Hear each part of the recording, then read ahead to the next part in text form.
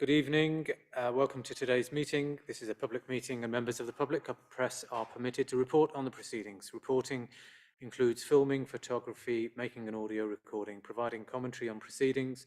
Please note this meeting is recorded and streamed live. These recordings are published on the relevant meeting page of the Council's website. By choosing to attend the public meeting, you are deemed to have given your consent to being filmed or recorded and for any footage to be broadcast or published. If the alarm sounds, the premises must be evacuated immediately. Do not spend time collecting personal belongings. All emergency escape routes are clearly signed. Once you have left the building, the assembly point is in the High Street opposite the Guildhall. Members and other speakers are reminded to use their microphone when speaking. Thank you. Welcome to this evening's meeting of the Income Management Subcommittee. Agenda item number 1, appointment of substitutes. Fine. And do we have any declarations of interest, please? No. That's none recorded, and I don't believe we have any public participation. No. Fine, thank you. We'll move on to the minutes of the meeting on the 9th of November. We take those accurate as recorded. Agreed. Thank you. Agenda item 5 then is website advertising. Okay, thank you, Chair. Members, this is a relatively concise report. Gives you an overview of the website advertising that appears on the homepage of the Council's website. This was developed as part of our transformation plan and included in the 1920 budget. There's a bit of a delay in introducing this during COVID. Income from advertising on local authority websites has been around for quite a long time now. Is reasonably common practice. There's a quick search engine search, which is Appendix A of councils that have got adverts on their websites right now. It's not exhaustive. We didn't research all of the 333 local authority websites. And there's an example and a link there from Wrexham, which has been quite well publicised. So just going to the section 3 of the report, the first part really tells you how these adverts are targeted. So this is from the publisher's point of view. It can look at the type of website that they're on, placement targeting, specific subsections of websites. Well, we just run on our main website, not targeted to different areas. The personalised targeting works with cookies. So you'll be familiar with this when you go to various websites. If you've got cookies enabled, you will see the same ads across different websites. And this is the Google AdSense, which works in the same way. So if you've clicked to decline a particular advert, it won't appear again wherever you've clicked on that. And you do need to accept cookies first when you go into the website to see the adverts. You can opt out of that at any time. And there's a banner across the top and bottom of each of the pages. We do block particular categories of advert that are inappropriate, and we use the same guidelines we use for our City Life residents magazine. As you'd expect, political, gambling, alcohol, pornography, those sorts of things, clearly we don't permit those. And also adverts that might be detrimental or in competition with any of the council services that we provide. We haven't received any formal complaints regarding the content of adverts since it went live. There are a couple of concerns have been raised, one through one of our members, around the layout of a particular advert. And this is something you might have noticed actually across advertising, that some advertisers have almost tried to disguise adverts, so they're not quite so obvious. You know, the big button that says click here. We've seen a few of these, and we can take these down. There's been a handful really over the past year, literally a handful where we've taken those down because we've thought that the content of the advert isn't inappropriate. It's just the method in which it's put forward on the website. A bit of sharp practice, I suppose. And regard the income from this. So over the last 2 full calendar years, where we've looked back, there's been £3,000 of income generated from Google AdSense, from very little officer input required on that. And you can see there's appears to be a slight increase in that, with 2,000 of that being generated during 2022, the last calendar year. So I hope that gives members an overview of the website advertising, and happy to answer any questions. Councillor Mitchell and then Councillor Stephen. Whilst I applaud the fact that we're making some money from advertising on our website, when I read this, I literally had to get up out of my study, walk into the kitchen, have a glass of water. I've not been quite so angry for a long time. 4.5 years ago, I suggested a Worcester app, and we got money put aside for it to generate advertising income, help residents of Worcester. Adrian Gregson also got the money for the city centre Wi-Fi. It frustrates me beyond the pale to then receive a paper 4 and a bit years later saying what a good idea we've had and we've raised £2,000 or £3,000 when there was money put aside with a plan to do this 4 odd years ago and to do it more professionally, because our website, which I've said on more than one occasion, is not fit for purpose, it's not good, and it's not going to attract genuine business to advertise. We've gone to the Discover app, which is not an app that pushes advertisement, and you have to go and search for Worcester, so it's not really bespoke to Worcester. So it beggars belief, to be perfectly honest. I find it pretty cheeky that this has been brought to committee. If I wasn't sat on this committee, then I might have missed this, but I am, and unfortunately, it's something I've been banging on about for years. So I'm glad that something's being done now, but I think it's half-hearted. We never used the money that we did have, and we could have had something much better years and years ago. And I'm being as controlled as I can because I am really frustrated. So, David, I can't be any more clear than that, I'm afraid. Thank you, Councillor Mitchell. I think what I can say is we were asked to bring a report to this committee on website advertising by one of the members of the committee, I believe. So that's what I brought forward. Is a quite concise paper about a small element of what you've talked about. There are some broader projects there. I haven't really got information to comment on that, but you've raised this point before, and I understand the point you're making. Yeah, I think maybe we can have a follow-up report then in terms of how far we've got with the original request and the funding that was sidelined for the wider project of promoting Worcester in terms of that. Yeah, I'll take that away and talk to colleagues. Councillor Stephen? I've got a question, but I'd just like to make a comment on what Councillor Mitchell has just said. I think this report is something quite different to what you were referring to, because when we originally, and I agree with you, having a quite ambitious app, which would be something that would have an element of tracking where people were going. You could go on to, you could get free Wi-Fi, and then there'll be some interaction and stuff like that. We could actually use it from a business point of view.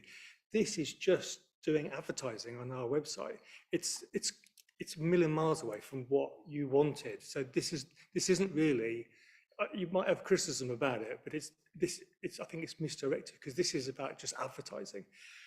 But I'd like to ask my question. Am I the person who raised this as an issue? Because you mentioned that councillors raised this as an issue about the advertising. Is it me who raised it? Yeah, okay. Because the person who raised this issue with me was, I think they were quite elderly, and they went onto the website for some, I think it was help and support. It might have been cost of living crisis or whatever it was. And they were genuinely taken in by this advert, and they thought it was the council website. And they clicked on it, and they were very angry with us and frustrated that they were, what they see is like very tacky adverts and stuff on our, it's sort of bringing down our brand and our image, basically. And I think they were right. And I'm quite amazed about how little money this is actually raising for the amount of brand dilution we have about our, about the Worcester brand. But my question really is, do we have any sort of say in about where the adverts are placed? Because if they're maybe at the top, or maybe it's like a banner advertising, then maybe it's quite obvious to residents that anything that follows below is actually, is council business, and they can click on things in safety. But if we mix things around and there's different adverts in different places on different pages, it's no wonder residents are going to get quite cross, saying, well, I was misled, or you've got this tacky website that's got a lot of advertising on it. So my question really is if we do want to continue doing this, I say it's not a lot of money we're raising out of it, but if we do, can we have a bit more control over where it goes and have a bit more input onto trying to make it manageable? Because I think it's bringing down the tone of our image. Okay, thank you. Yeah, I think just to come back, we understand the point you're making.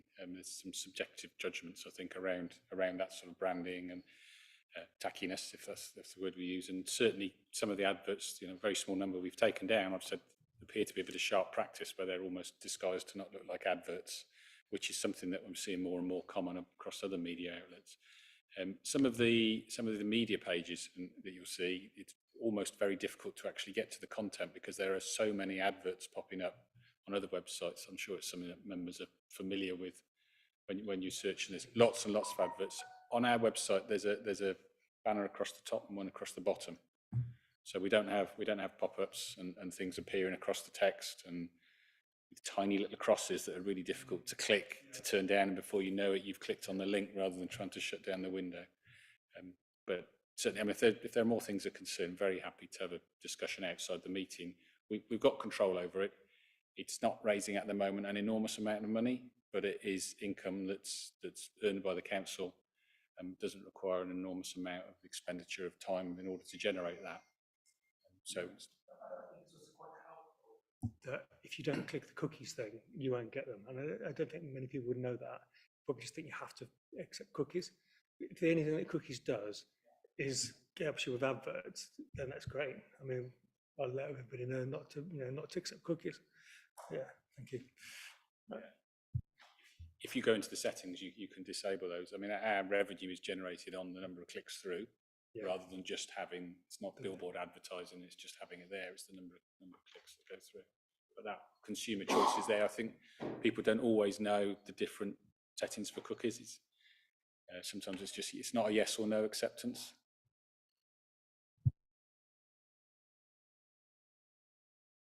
I mean, I think my initial thoughts were, well, I mean, we're bombarded with adverts wherever you go in terms of that. If I want to go to an official government website or a local authority one, I don't expect adverts personally, but I understand what the landscape that we're in.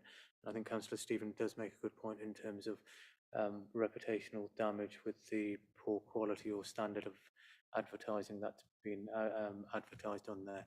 Whether there is a case for being more when that pop-up does pop up in terms of accepting those cookies, but what does come with accepting those cookies and what doesn't, and just being a bit more transparent so people do have that choice, whether they what they know once they click what they're actually signing up for. The wider point is actually, have we maximised the revenue from this with what we've got? I know there's minimum amount of effort that we put in terms of generating it. So one part of it, but there is a wider piece in terms of actually advertising and some joined up thinking. There's a Councillor Stafford a couple of environment meetings ago regarding an app regarding Ringo around car parks. Councillor Mitchell's up in terms of the Worcestershire app. There's a more strategic piece that we need to deal with in terms of advertising Worcester and having an all-in-one service on an app place or a web-based platform, which I think we need to kind of resurrect and or find out what's happened with it. Is this the committee? So, understanding now where this paper's come from, I should probably subdue some of my earlier comments. I'm always willing to accept when I might have gone off on the wrong tangent. However, and there's always a however, if we're generating money from revenue, from marketing on our website, I don't think it's the appropriate place to do it. If we're going to do it, let's do it professionally and let's do it properly where it'll benefit. One, we can keep it in control, and two, we generally generate some decent income, and then it benefits residents. Because I don't think tourists are coming to the Worcester City Council website when they get off the train at Shrub Hill or Foregate, and we'd really get lots of people then potentially advertising. Because Councillor Stevens made a good point. But some people who might use the website for assistance to come to the council, normally when they've got an issue, isn't the place where they want to be told they can necessarily whatever it's marketing. But I still am frustrated about where we are, and we are generating money from marketing. Well, why aren't we doing it properly when we've had opportunity to do it in the past? So slightly less angry. I think the sentiment is pretty much unanimous in terms of maximising the other opportunities. A little bit disappointing in terms of what we've done, but it is what it is, and we just need to improve it. The committee happy to note that report then? Noted. Thank you. Agenda item 6. Yes, Shane.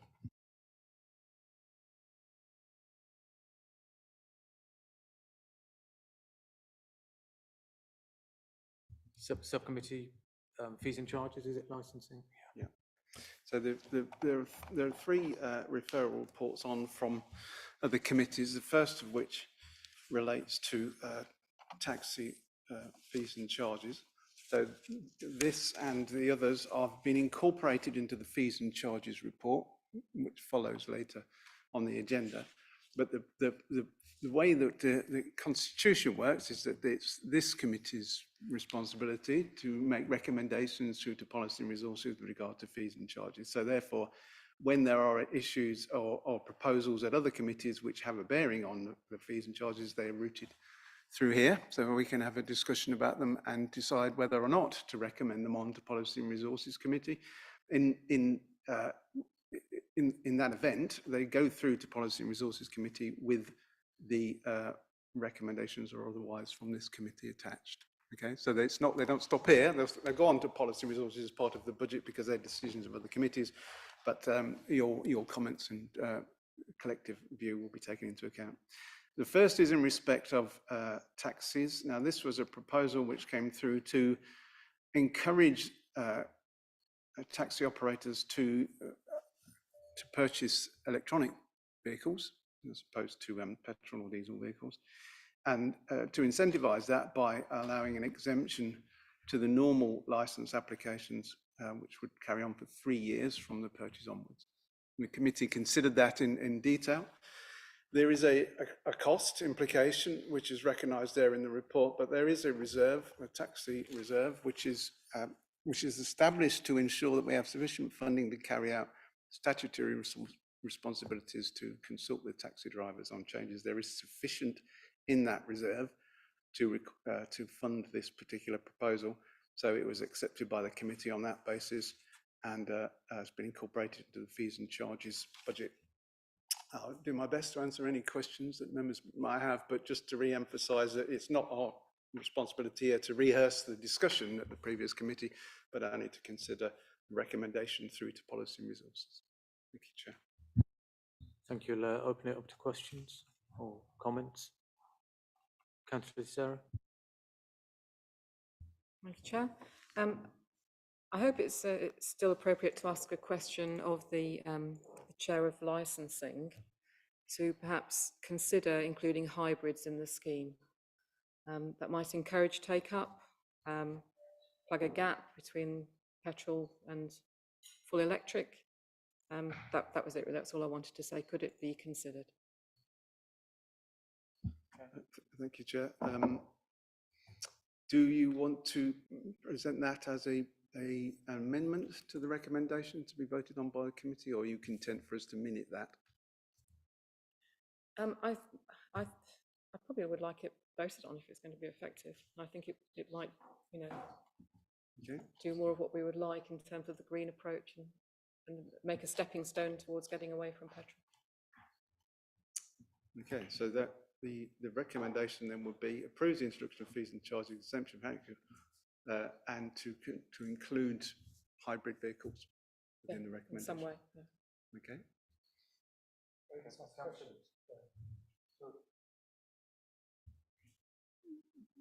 So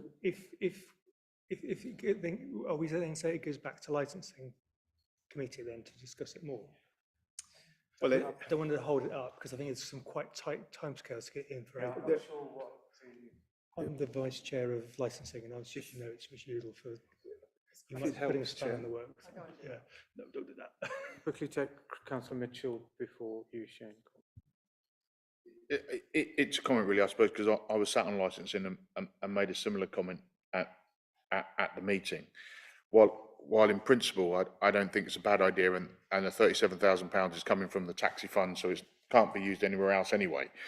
I'm struggling to understand what sort of real incentive it is if you do any maths. If you're going to go and buy even a second-hand car that's going to be suitable for a taxi rank, for the taxi standards that we set, the maths doesn't work out. But some people might take it up, and we'll see. But I'm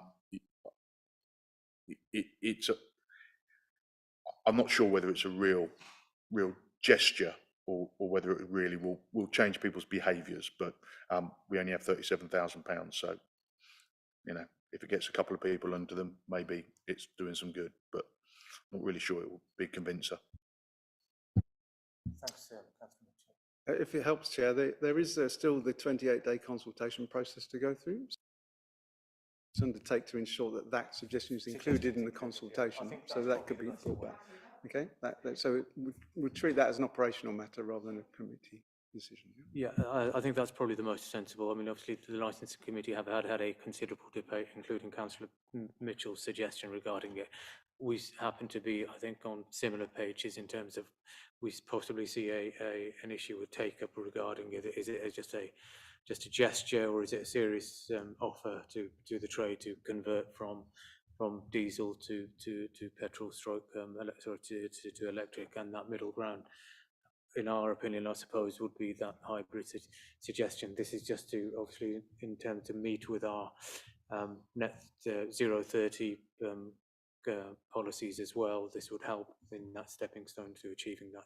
So I think it will probably be as good as a suggestion from this committee rather than to the consultation. I'll take Councillor Mackay. Yeah, thank you, Chair. In relation to 2.4 on the item, it says the council is also working with other Worcestershire district councils to develop a taxi licensing policy to help encourage the take-up of electric and other low-emission vehicles and to discourage higher polluting. The chair of each district licensing committee will be meeting to discuss the topic. So, I mean, it's county-wide, and therefore, if we're going to sort of change a goalpost a little bit, it needs to be discussed across the county, across the other districts as well, if we have time to do so. Through you, Chair. Yeah, so that refers to the development of a policy, which is county-wide. So this proposal is specific to Worcester, so that we'd apply this element of it just to Worcester. Okay. Are there any other comments or regarding this? So are we happy to then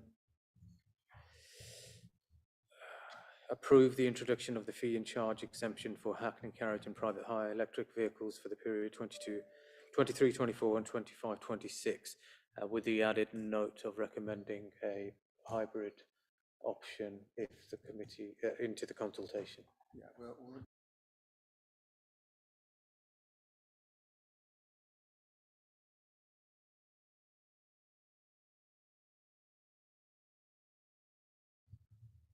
Okay, we have agenda item 7, then referral report from Environment Committee, draft car parking fees and charges.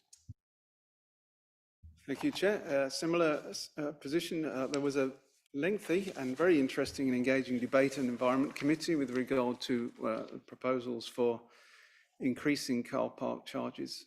Just in summary, it's been many years since the council increased its car park charges, and as part of the cycle of fees and charges consultations, which we'll discuss later, we've been urging all heads of service across the council to look at, for this year in particular, increasing fees and charges across the board, and this is included amongst those.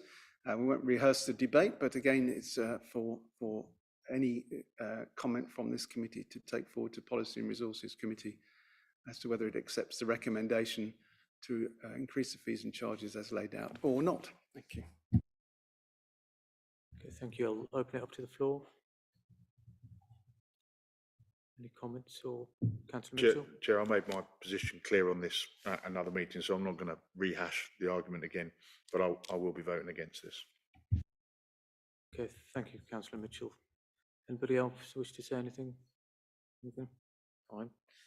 Okay, we'll go to straight to the vote then, that the subcommittee consider the draft car parking fees and charges for 2023-2024. All those in favour? All those against? And there's no abstentions? Okay, and that's carried. Thank you. Agenda item number 8 then, referral report from Communities Committee, 25th of January, freedom, leisure fees and charges. Thank you again, Chair. Now, this one has a slight change in terms of the recommendation. Again, a detailed discussion at the previous committee, but in this case, there was an amendment to the recommendations to include all of the fees and charges. Obviously, it's a much bigger report than just fees and charges, covers a wide group of areas, but in respect of this committee, it's that element of the contract which we need to consider. So recommendation 1.6 in the previous report recommends the draft freedom, leisure fees and charges 23-24 for approval to Income Management Committee, and that was amended to exclude 2 items, one related to over 75s swimming and one related to swim school, which are, if you refer to your papers on the paragraphs 2.43 and 2.44. So it was proposed that the over 75 annual swim pass retained at its current price of £10 rather than being raised to £20, and that swim school increases also remain the same rather than being the schools having to pay an additional cost. Now, we fed back to Freedom Leisure in respect of that suggestions, and they commented accordingly that because part of the discussion was about, well, how much will this raise and so on. So they said that there are currently 195 members of the over 75 rate. So an increase of £10 would generate £1,950 across the board. But this is part of their strategic approach to charges revisions, and so that would be a national decision, one that's been implemented across the board. And the fee covers the whole year for unlimited sessions, so essentially it would be a equivalent of 5p per session increase. So it looks like a substantial increase. If someone over 75 chose to swim every day, then it would cost them an extra 5p for their swimming lessons. So although it looks like a large increase, in effect, it's actually a very small one. And it hasn't been increased for quite a number of years.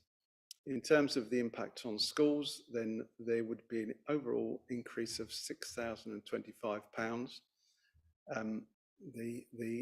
Again, this is one that across the board, they need to keep pace in terms of their swim schools costs, and therefore would want to see that increase as part of their strategic approach. So I've fed back the response from Freedom Leisure, so really it's a matter for members to decide whether they want to accept that revised recommendation or to revert to the original recommendation or make any further proposals around that. Okay, I'll open it up for discussion since we've had the feedback from Freedom Leisure. I'll take Councillor Steve Mackay first. Yeah, thank you. Being at Communities, the point that was being made in relation to the over 75 swimming was that this was a cohort that were proving difficult. It was proving difficult to get back into the swimming community, as it were, and therefore the amount that was being raised was effectively minimal against the community engagement of getting over 75s back into swimming, and that's why that was suggested. However, we weren't in full knowledge of all the facts that Shane has just raised in relation to strategic wide across the board, and similarly with the schools, the schools measures. Now, in view of that, I'm prepared to go along with that this evening and put it forward to P&R. But of course, those members who made their points in relation to that can, of course, argue it at P&R when we get there, if they so wish. Okay, so just to be clear, you're happy with what the reasoning behind the category, and you accept those? Yeah. Okay, fine. Thank you. Councillor Sarah. Yes, thank you, Chair. So what I was going to ask, you've already told me, which is how many people actually use this, because there was a suggestion that it was only like 5 people. But when I go swimming regularly, I see a lot of people in this age group, so I was surprised it would be a small number, and they do swim. And I also think, you know, £10 to £20, it's really not massive. So I still think I support what Freedom Leisure wanted. Thank you. Councillor Stephen. Shane, could you just expand what you mean from a strategic point of view, why this, why Freedom Leisure have argued that they wanted to increase the over 75s fee? Because I don't understand why it's a strategic thing.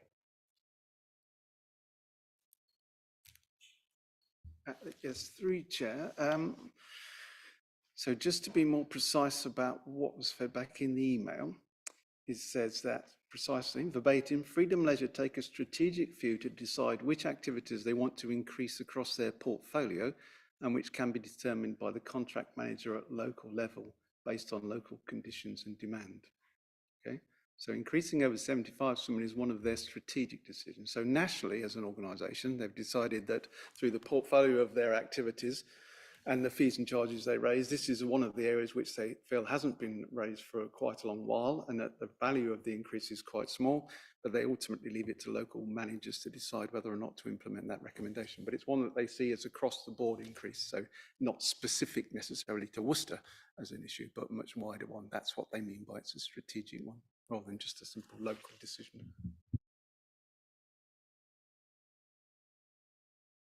Yeah, Councillor Mitchell. Yes, it's a question really. Freedom Leisure, they are asking for additional sums and they're asking to put their fees up, and they appear to be less and less people becoming members there. Question: do they advertise on our website? Because, and I'm not being facetious, but actually, just when I read the paper a couple of days ago, it made me think, and it wasn't relating to our website. I know there's a link on there for it, but I can't remember an instance when I'm either sat in my car, driving around noticing a notice board, even flicking through the Worcester News, where I see advertising or marketing to join our leisure centres. And maybe we're just not getting the message out, because what I did do is have a little benchmarking test on. So I don't go to the gym, never have, no, well, unless I had to when I was in the army. But I asked my wife how much it costs to join her gym, and it's reasonably priced. It's about £20 a month, and it doesn't have swimming or anything, which actually equates to and it's not as nice as our gym either, I hasten to add, as per as well. And I'm not sure whether we're not marketing, are Freedom Leisure really marketing this facilities, or these facilities, because there's 3 facilities, as well as they could, to get out to raise the numbers? I don't know, they may have a fantastic marketing plan that I've just been completely missed, but I don't see it anywhere. And I looked around and other members were sort of going, actually, I don't remember seeing something. Just a comment really, Chair, maybe something we might want to feed back to Freedom Leisure, that, you know, I support these raises, but maybe they want to up their marketing game a little bit.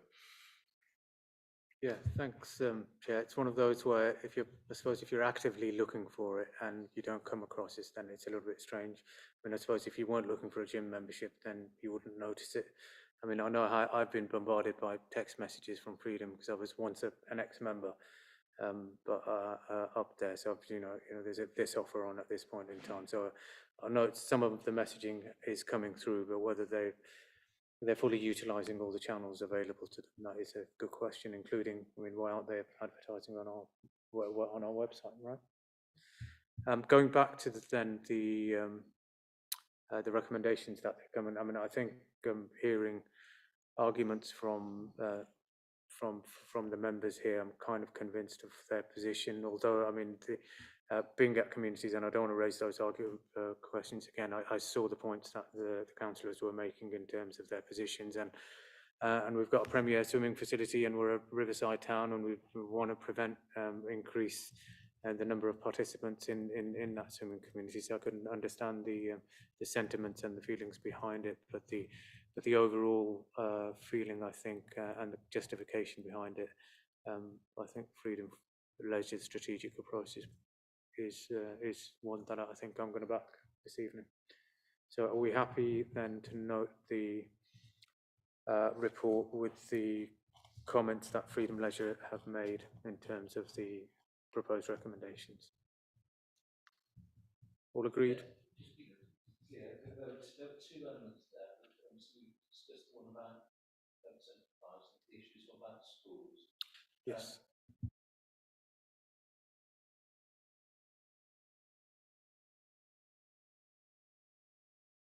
Yeah, are we happy, the committee, for voting for both of those recommendations, schools and the over 75s? Yeah. All agreed. Those should be incorporated. Incorporated in, yeah. Okay. Sorry, for my own benefit. Therefore, recommendation 1.6 is as it stands without any amendments. Yeah. The Freedom Leisure proposals go forward. Yeah. Agreed as the original plan 1.6, yeah. Yeah. Okay, we have agenda item 9 then, proposed fees and charges for 23-24.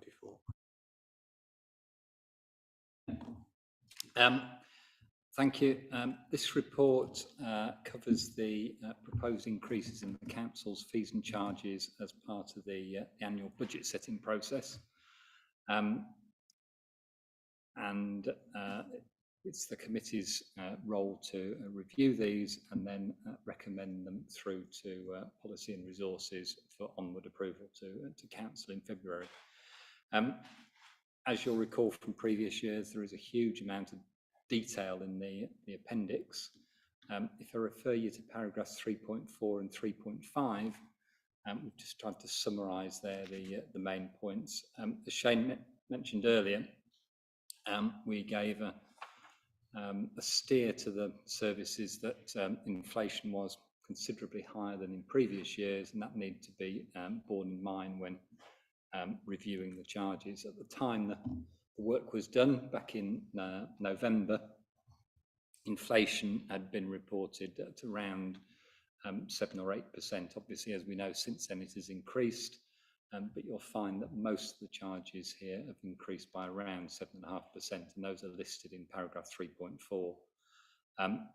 Some of them, in 3.5, have been maintained at the same level. In some cases, that's because they're set by a statute and aren't within the council's remit. For example, in housing and regulatory services. Similarly, for planning applications.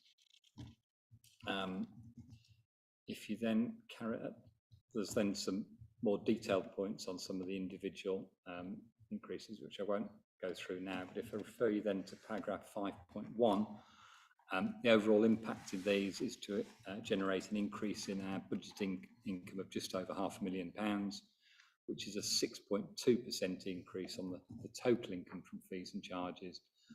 That's less than the 7.5 I referred to because of those that are obviously carrying a nil increase. I think that's an overview, Chair. Happy then to take any questions. Thank you, Mark. I'll open it up to the floor. Councillor Mackay. Yeah, thank you, Chair. Yeah, I mean, the only one comment I've looked at that seems to be in an excess of the across the board 7.5% is a a family membership to the commandery of going from £50 to £60, 20% raise. And I just wonder what sort of numbers that of people we're talking about with family membership. And again, I appreciate it's a £10 rise as opposed to anything massively excessive. The 20% looks a bit high in relation to the 7.5% elsewhere. That was all. Through you, Chair. The charges for both the Commandery and the Museum and Art Gallery were reviewed by the Joint Museums Committee before coming here. In terms of the take-up of the family ticket, I'm afraid I don't have that specific detail, but obviously I can get that for you. And equally, I'll ask for the thinking behind the 20% increase. I suppose the only comment I'd make is that even at the higher rate of the £60, it still represents good value against the individual family ticket on the day of 22.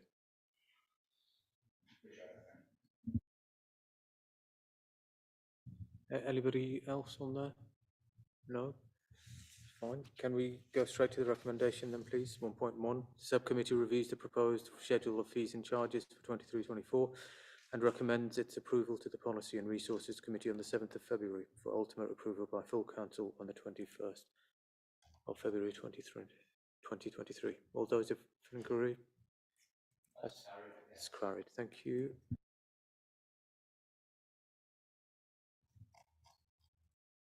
Agenda item number 10.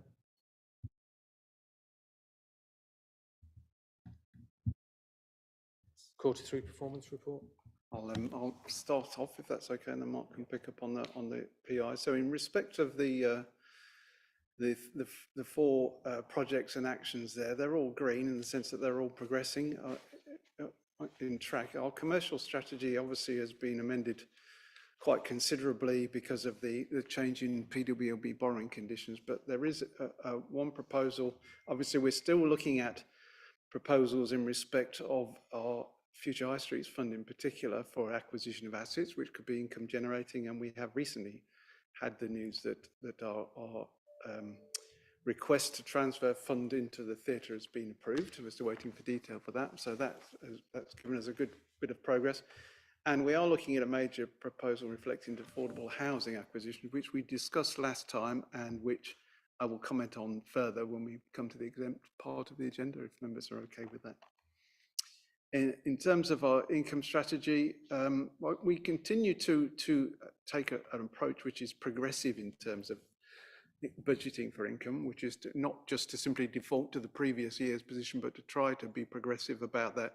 I think in respect of car parking in particular, Mark will comment, we're struggling to get back to where we were in our pre-COVID days. So therefore, I think we're looking to perhaps reduce some of the pressure there. And we continue to try and manage the bereavement services income because that's one that continues to come under pressure as well. Otherwise, business rates income is reasonably buoyant. On the market, the footfall across the city is doing reasonably well, and overall, the position is it's one to monitor on a daily basis. But I think the approach which we have is still the right one, and we still look to find ways of generating income as and when we can. In respect of sports facilities, I have just an update there because we have had very recently notice from the hockey joint venture that they are almost at the point of practical completion and will now be looking to draw down the loan before the end of this financial year. So it's taken a long time to get to that stage. Obviously, the COVID pandemic interrupted matters, but they have now actually got to that point. And we are now starting to work on the all-weather pitch. That project is up and running. We've got the football foundation on board, and we will be looking to get a planning application submitted before too long. So that is progressing well as well. So that's good news in respect of those. The housing enabling strategy, that's actually completed in terms of the art consultancy work. But as I say, we have comment on a particular proposal that we've got coming. And Mark, are you going to pick up the indicators themselves? Thank you. Yes. So just running through the various graphs. The Guildhall one shows an interesting shape, shall we say. Clearly did £17,000 worth of income in Q1. I think that was partly related to a catch-up coming out of the pandemic. It has tailed off somewhat since then, and as the comment says, that the team are now having reviewed the practicalities and risks involved with large private parties and weddings, are now refocusing more on smaller events and particularly commercial events. Hence the reduced level of income, but the considerably less strain on the team and the resources required. Trade waste is a success story for the council. You can see that year on year the income has increased. So the last 2 quarters has been 187,000. The same quarters last year were 173, 174. So there is good year on year growth there. As we know, the rugby club was one of the larger customers. That's obviously taken a hiccup in recent months. Today's announcement of the purchase of that will hopefully bring that back into the fold. Garden waste, again, another positive here. Income growing year on year. As we've said, that's one of the positives, one of the few positives that came out of the pandemic, and we're seeing a year on year growth of 6.6%. The low income in Q3 there of 50,000 is simply the seasonal phasing that we've seen in previous years. The property income, again,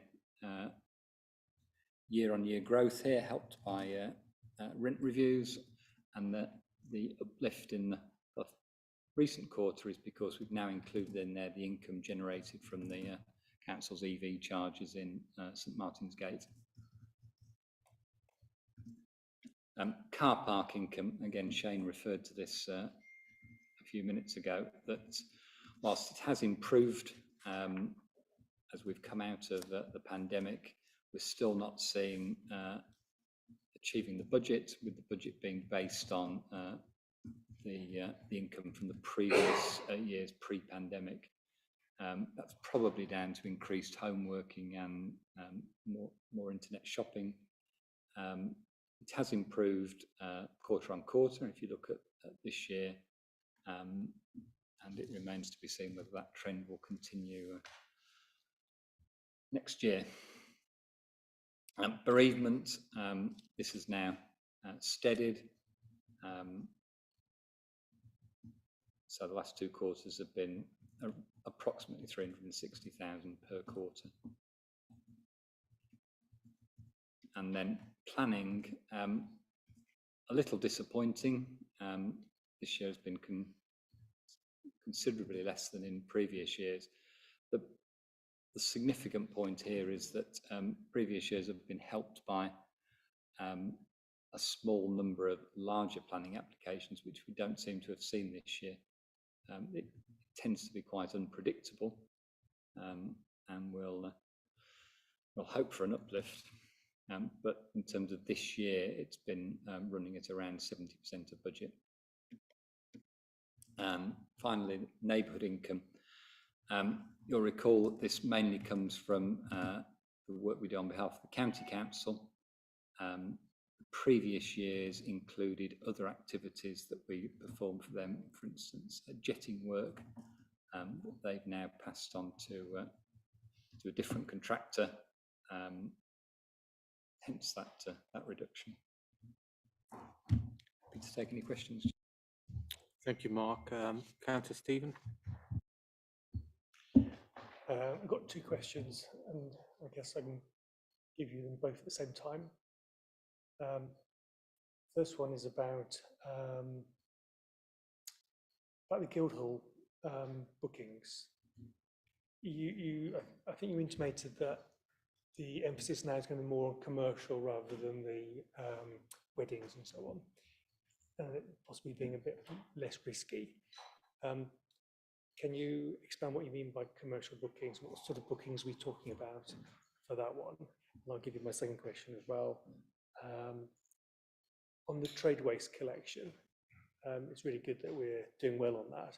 It's a question really about what are we doing for advertising that? How are we getting more business?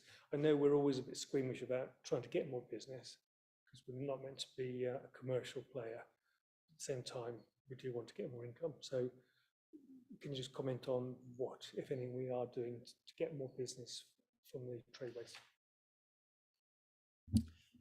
Through you, Chair. In terms of the Guildhall, events previously have included some commercial ones. So, for instance, craft fairs, vintage clothing, antique fairs, and the intention is to concentrate more on those where the company making the booking control what's happened and organise it. We're simply renting them the space. The difference compared to a wedding or a private party is that the booker there tends to be obviously not experienced in doing these things and requires far more support. Tends to be an evening event, large numbers of people, alcohol tends to be available, and it becomes far more resource intensive for the team here compared to the commercial event, which tends to be during the day and is much easier to manage.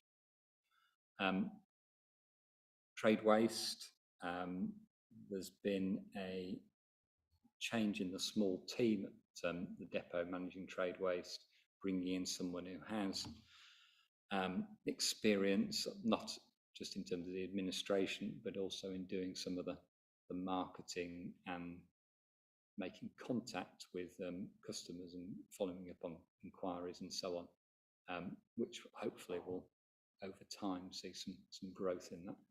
And whilst not wanting to jump to too many conclusions, the income is showing that upward trend, which I think is a positive. Mr. Mitchell. Yeah, thank you, Chair. Two questions. First one relates to the Riverside income of £7,500. Is that the cafe? Through you, Chair. The cafe is part of that, but yes, the cafe doesn't bring in that sort of income. It includes, for example, the sports club on the riverbank, yeah. And other rental income along the riverbank. Thank you. And then my second question goes to property income, which we're reporting, and it also includes the income generated from our EV chargers, which I'm assuming is a very small element of that £1 million.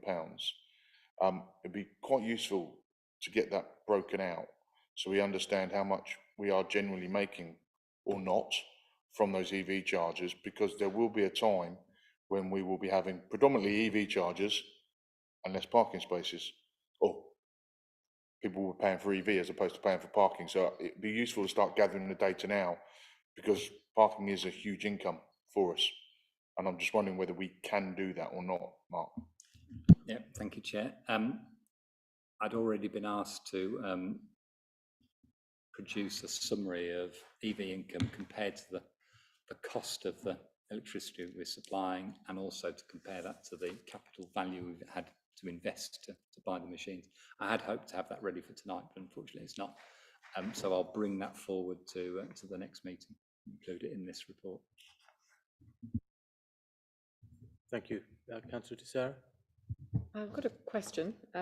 Do any of the fees from things like speed cameras come into city, or is that all highways county? No, it's all highway related. Okay, do we have any other comments or questions? Fine. I'm glad to see that the hockey club are finally taking up our offer of drawing that money, and because it's been on the committee papers for a couple of years now, hasn't it? It's good to see, and will be really good to see you go down and have a practice on that on the surface, right? Have a go. But we have to note 1.1 Income Generation Subcommittee notes the Council Quarter 3 performance report. All those in favour? Thank you, that's agreed. That concludes the formal part of this public part of the meeting. I don't believe there's any other business that has been notified, which means we can close that public part of the meeting. And then